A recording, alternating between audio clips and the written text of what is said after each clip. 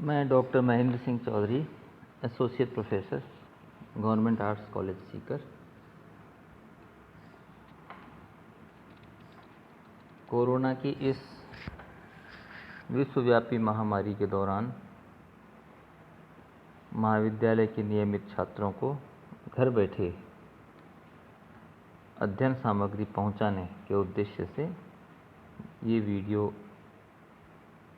राज्य सरकार के आदेशानुसार तैयार किए जा रहे हैं और अब तक इस श्रृंखला को जारी रखते हुए सभी नियमित छात्रों के लिए बहुत सारे वीडियो बना करके यूट्यूब चैनल पर अपलोड किए जा चुके हैं। इसी क्रम में पिछले वीडियो की अनवरतता में जिसमें हम अलाउद्दीन खिलजी के आर्थिक प्रशासन की बात कर रहे थे, उसके राजस्व सुधारों के बारे में बात कर रहे थे, रेवेन्यू सिस्टम कैसे बदलाव किया वो बात कर रहे थे। उसके बाद अगला वीडियो उसी श्रृंखला में हम आज आपके लिए तैयार है, वो है अलाउद्दीन खिलजी का बाजार नियंत्रण अर्थात कीमत नियंत्रण कि किस तरह से उस युग में अलाउद्दीन ने कीमत नियंत्रण किया था। जो अलाउद्दीन का बाजार नियंत्रण है, इसको हम आर्थिक सुधारों में भी शामिल करते हैं। इसे बाजार मार्केट कंट्रोल भी कहते हैं, इसे प्राइस कंट्रोल के नाम से ही पहचानते हैं। तो इसके बारे में हम आज विचार करेंगे और उसके इस सुधार, सुल्तान के इस सुधार के पीछे उसका उद्देश्य सेना के रख रखाव को लेकर के है, इसलिए इन सुधारों का संबंध सेना से जुड़ा हुआ है। ये प्रणाली क्या थी, इसे समझने के लिए हम इसके कुछ पहलुओं पर बात करेंगे। हम ये जानना चाहेंगे कि ये व्यवस्था लागू करने के पीछे अलाउद्दीन का क्या उद्देश्य था। ये जो नीति लागू की, बाजार नियंत्रित किया, बाजारी कीमतें नियंत्रित की, वो क्या था और इसको किस प्रकार क्रियान्वित किया गया। हम ये भी जानेंगे कि क्या ये कीमत नियंत्रण सिर्फ दिल्ली तक ही सीमित थी या अन्य नगरों में भी इसे लागू किया गया था। इसी तरह से जिस उद्देश्य से ये व्यवस्था लागू की गई थी, उसमें अलाउद्दीन कहाँ तक सफल रहा और इसका जो विस्तार और इसका जो प्रभाव है वो किस तरह से उस समय के लोगों पर पड़ा, उस समय के समाज पर क्या उसका प्रभाव पड़ा। इन दृष्टिकोणों से हम अलाउद्दीन के बाजार नियंत्रण के सिद्धांत को देखेंगे। जहाँ तक इस व्यवस्था को लागू करने के पीछे उसके उद्देश्य का सवाल है, तो उस समय के जो लेखक हैं समकालीन जियाउद्दीन बर्नी, उनका ये मानना है कि अलाउद्दीन एक बहुत बड़ी सेना रखना चाहता था और उसके खर्चे की समस्या उसके सामने बहुत बड़ा सवाल पैदा हो गई थी कि इतनी बड़ी सेना, एक एक्सपेंडिचर्स कैसे मीट आउट किए जाएं। अगर इतनी बड़ी सेना को बहुत अच्छा वेतन दे तो राजकोष में इतना पैसा नहीं था, इतनी वार्षिक आय भी नहीं थी कि इतनी विशाल सेना का वो खर्च सहन कर सके। इतनी बड़ी सेना रखना भी आवश्यक था, इसलिए सुल्तान ने सैनिकों का वेतन बहुत कम निर्धारित किया, जिससे कि वो कम खर्चे में भी बहुत बड़ी सेना रख सके। लेकिन कम वेतन में सैनिक संतुष्ट नहीं हो सकते हैं क्योंकि उनकी आर्थिक आवश्यकताएं पूरी नहीं होंगी। तो इस उद्देश्य से उसने निश्चय किया कि सैनिकों के लिए जो दैनंदिन प्रयोग में जो काम आने वाली वस्तुएं हैं, उनके दाम सस्ते करके उनको सस्ती कीमत पर उन्हें उपलब्ध कराई जाए। तो इस तरह से अलाउद्दीन ने सैनिक आवश्यकता की पूर्ति के लिए बाजार नियंत्रण व्यवस्था लागू की थी। बर्नी के वृत्तांत से, उसके विवरणों से, उसके लेखों से ये पता लगता है कि दिल्ली की आम जनता भी इस सुविधा का लाभ उठा सकती थी अर्थात नियंत्रित कीमतों पर वस्तुएं वहाँ की जनता भी खरीद सकती थी। जब इतना सारा कर वृद्धि वो कर चुका था, जैसा हम राजस्व सुधारों में बात की थी कि 50% तक कृषि से होने वाले उत्पाद का वो कर वसूल करता था, फिर भी शाही खर्च चलाना उसके लिए मुश्किल हो गया। तो सुल्तान ने कई इस तरह के आर्थिक सुधार किए और ये उनमें से प्रमुख सुधार था। तो इन सुधारों का उद्देश्य के मामले में इतिहासकार एक मत तो नहीं है। कुछ के अनुसार ये सेना के लिए थे, तो कुछ के अनुसार ये जनता की भलाई के लिए भी थे। कुछ सुधार दिल्ली तक ही सीमित मानते हैं, तो कुछ इसको साम्राज्य में इसका विस्तार भी मानते हैं। समकालीन इतिहासकार बर्नी ने लिखा है कि अलाउद्दीन के जो मूल्य नियंत्रण है वो शाही सैनिकों के लाभ के लागू किए गए थे।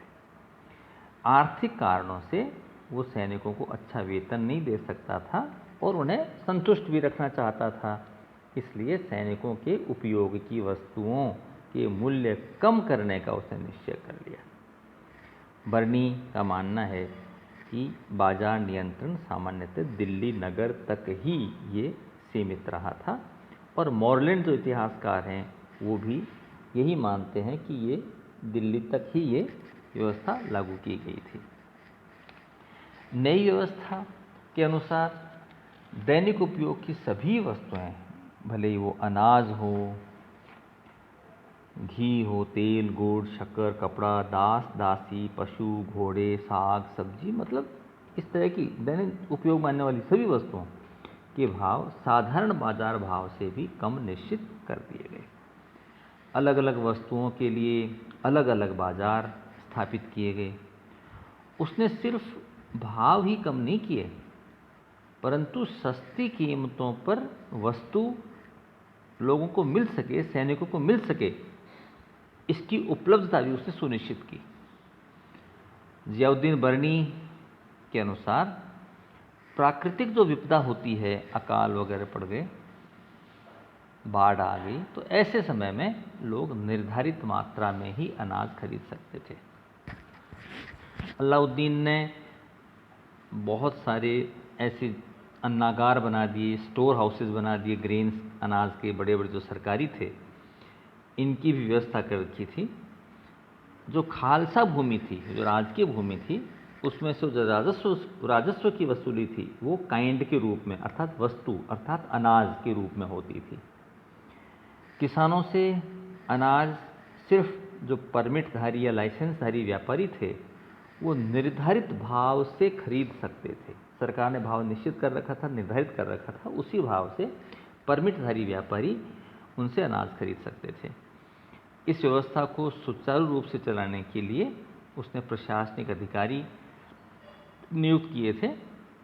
उसमें प्रमुख सेना नियुक्त था।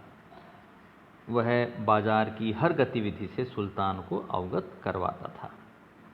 उसकी सहायता के लिए 2 अधिकारी और नियुक्त थे। बरीद ए मंडी, जो वस्तुओं की उत्तमता, क्वालिटी देखने के लिए होता था, और दूसरा मनीहान, जो बाजार का गुप्तचर था। ये दोनों शहना के अधीन होते थे, लेकिन ये सुल्तान को भी सीधी सूचनाएं प्रेषित करते थे, अर्थात काउंटर चेक करने की व्यवस्था अलाउद्दीन खिलजी ने कीमत नियंत्रण को लागू करने के लिए सुनिश्चित की हुई थी। तो इस तरह से विभिन्न अधिकारी क्रियान्वयन के लिए उसने लगा रखे थे। सुल्तान ने सिर्फ खाद्यान्नों की ही व्यवस्था नहीं की, लेकिन जनसाधारण को सस्ते दामों पर कपड़ा भी उपलब्ध करवाया। दूसरी जगह से वस्त्र लाने के लिए व्यापारियों को ऋण भी दिया जाता था, क्योंकि कीमत निर्धारण के बाद व्यापारी दिल्ली में व्यापार करने को उत्सुक नहीं थे। ये बड़ा महत्वपूर्ण पक्ष है कीमत निर्धारण का, क्योंकि उस समय दिल्ली में व्यापार करना व्यापारियों के लिए अनुकूल नहीं था, लाभ की स्थिति उसमें नहीं थी, अतः व्यापारी वहाँ व्यापार नहीं करना चाहते थे। तो व्यापारियों को प्रोटेक्शन देने के लिए, सहारा देने के लिए उसने ये प्रयास किया कि किसानों को कोई ऋण भी उपलब्ध कराया जाए, जिससे कि वो दिल्ली में ठहर के व्यापार कर सकें, उन्हें कोई राजकीय सहायता भी दी जा सके। ऐसा प्रयास उसने किया था। बर्नी ने क्योंकि कई जगह लिखा है कि वहाँ पर व्यापार में तस्करी भी होती थी। लोग दिल्ली में कम मूल्यों पर वस्तुएं खरीद कर बाहर अधिक मूल्य पर बेचते थे। तो ऐसा प्रतीत होता है कि ये व्यवस्था सिर्फ दिल्ली में ही मूल्य नियंत्रण व्यवस्था लागू की थी और अन्य स्थानों पर मूल्य नियंत्रण न होने के कारण लोग दिल्ली से कम कीमत में वस्तुएं खरीद करके और दिल्ली से बाहर अधिक कीमत पर बेचते थे और तस्करी करते थे। तो ऐसे कई जगह हमें संदर्भ मिलते हैं जिससे ये पता लगता है कि ये व्यवस्था सिर्फ दिल्ली में ही रही होगी, दिल्ली से बाहर ये व्यवस्था संभवतः लागू नहीं थी। क्योंकि एक जगह वो ये भी लिखते हैं कि बाजार नियंत्रण से दिल्ली में वस्तुएं सस्ती हो गई और कई वर्षों तक सस्ती रहीं। तो इसका विस्तार संभवतः दिल्ली तक ही था और अन्य इतिहासकार जो इस पर कहते हैं कि दिल्ली से बाहर भी था, तो वो संभवतः सत्यता से दूर है और उनका अपना अनुमान है। अलाउद्दीन ने घोड़े व अन्य वस्तुओं की कीमतें भी निर्धारित की, मगर चाहते हुए भी दलालों पर वो नियंत्रण नहीं रख सके। उस युग में गुलामों की बिक्री भी होती थी, अतः सुल्तान ने उनकी कीमत दास में कीमत निर्धारित कर दी। तो हर वस्तु की अलाउद्दीन ने कीमत निर्धारित कर दी थी।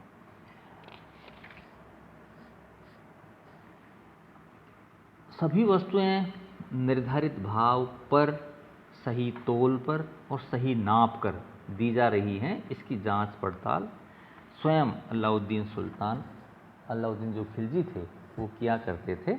और आश्वस्त होने के लिए वो कुछ जीतल, यानी उस समय जो करेंसी प्रचलित थी, जो मुद्रा चलती थी, जीतल छोटे छोटे बच्चों को दे करके बाजार में विभिन्न सामग्री क्रय करने के लिए बच्चों को भेजते थे। तो छोटे बच्चे वो सामान जब खरीद के लाते थे दरबार में, तो उसको तोला जाता था कि कितने जीतल में कितना सामान आना चाहिए। अगर यह अनुपात ठीक बैठता था तो ठीक है, अन्यथा बर्नी कहता है कि वो इतने सख्त थे कि अगर वो कहीं वज़न कम हुआ तो व्यापारी के शरीर से उतना मीट खींच लिया जाता था। ऐसा बर्नी ने लिखा है कि अगर कोई व्यापारी कम तोलता हुआ पाया जाता था तो उसके शरीर से उतना ही मांस खींच लिया जाता था। तो अलाउद्दीन ने इस तरह की व्यवस्था कर रखी थी कि बाजार में कोई उसका उल्लंघन न कर सके। बहुत स्ट्रिक्टली, बहुत कठोरता से ये व्यवस्था लागू की गई थी। सुल्तान के अलावा अन्य किसी भी व्यक्ति को इस व्यवस्था में किसी भी प्रकार का परिवर्तन या संशोधन करने का अधिकार नहीं था। एक इतिहासकार हैं डॉक्टर के.एस. लाल। तो डॉक्टर के.एस. लाल के अनुसार यह व्यवस्था केवल राजधानी तथा उसके आसपास के क्षेत्रों तक ही सीमित थी।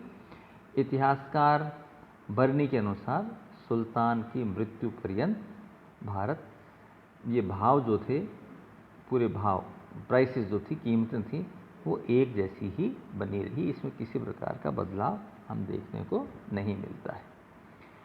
अगर हम इसके प्रभाव की बात करें तो ये देखने में आता है कि सुल्तान जो अलाउद्दीन थे, सुल्तान की ये जो आर्थिक सुधार थे दिल्ली सल्तनत की, तो उस समय के आर्थिक जगत में ये चमत्कारिक उपलब्धि मान सकते हैं। ये बहुत बड़ा एक्सपेरिमेंट था, प्रयोग था, जो अलाउद्दीन के समय सफल रहा। जनता और सरकार पर इसका सम्मिलित प्रभाव पड़ा, जनता पर और सरकार पर। इन सुधारों से सबसे ज़्यादा हानि हुई वो किसानों को उठानी पड़ी, क्योंकि उन्हें अब अपनी आय का लगभग 75% करों के रूप में देना होता था। व्यापारी और दुकानदार विवशतापूर्वक व्यापार कर रहे थे, उनके लिए कोई लाभ का ये काम नहीं रहा था कि व्यापार में बहुत ज़्यादा लाभ हो रहा हो, ऐसा नहीं था। उन्हें बहुत कम लाभ हो रहा था। सैनिकों को मिली राहत भी बहुत ज़्यादा नहीं थी, क्योंकि मुनाफाखोरी, कालाबाजारी बाज़ार में होने लग गई थी। तो इस व्यवस्था में काफ़ी कमियां भी रहीं।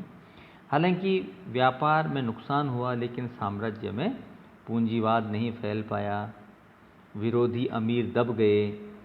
इससे सुल्तान एक विशाल सेना रखने में सफल हुआ, जिससे न केवल वो अपने साम्राज्य विस्तार के महत्वाकांक्षा को पूरा कर सका, बल्कि देश को बाहरी आक्रमणों से सुरक्षित भी रख सका और जगह जगह दुर्ग निर्माण भी कर सका, जिससे कि वो भारत को सैनिक सुरक्षा मुहैया करा सके।